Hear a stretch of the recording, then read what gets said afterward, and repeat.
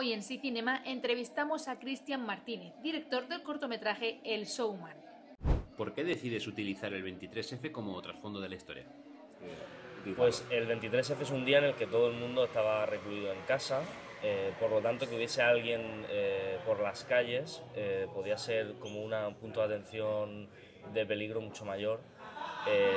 Y además en el cortometraje el juego que el showman propone a la familia es un juego sobre votaciones.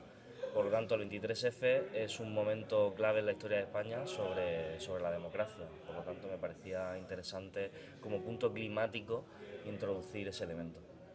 La familia se tiene que enfrentar a una decisión muy complicada que nos recuerda mucho a la típica pregunta ¿qué te haces de niño? ¿A quién salvarías de tu familia si tuvieras que elegir? ¿Te has basado en eso para crear ese momento de la historia? Claro, me parecía muy potente la idea de dar a elegir a una madre, de elegir entre uno de sus hijos. En el primer tercio del corto intentamos introducir la relación que tiene la familia entre sí para poder dar al espectador la opción de pensar como la madre y decidir el espectador qué va a hacer la madre. Y me parecía muy interesante porque, claro, es un momento en el que no puedes no decidir, te pone en la situación en la que no puedes elegir y es un punto clave. El personaje protagonista tiene una personalidad inquietante. ¿Qué es lo que te aportó Jorge Silvestre para pensar que él era el ideal para este papel? Pues yo a él lo conocí en el Festival de Alicante, lo vi en un cortometraje que se llama Cuando haces pop, y me gustó mucho.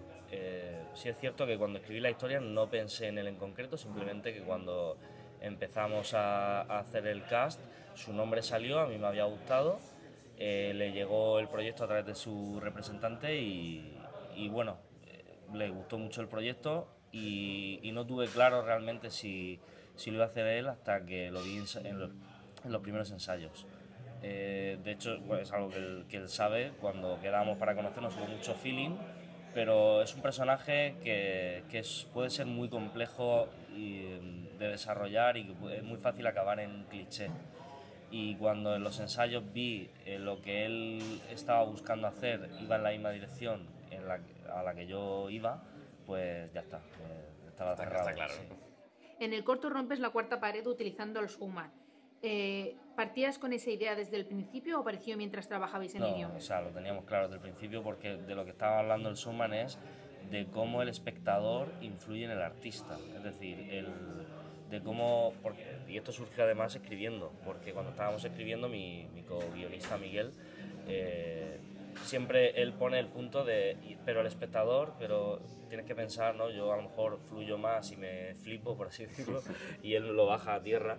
Y entonces nos pareció muy interesante esa reflexión sobre cómo lo que un artista puede pensar que el público le está demandando, cómo eso influye en lo que termina haciendo. Entonces en el showman jugamos un poco con eso, que al final es el espectador el que está demandando violencia y el showman el que se la ofrece.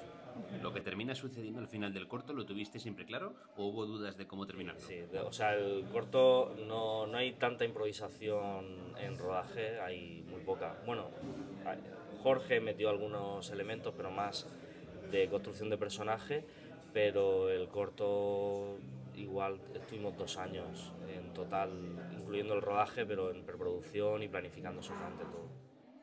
Las interpretaciones están muy bien ejecutadas por parte del reparto. ¿Cómo fue el casting para encontrar a los actores? A ver, a Sara la conocíamos y era muy guay, sí es verdad que ella es mayor a lo que es el personaje y hubo que caracterizarla, porque ella creo que tiene 20 y pocos y el personaje final pues es adolescente, pero era una propuesta muy guay, a ella le gustaba mucho el proyecto.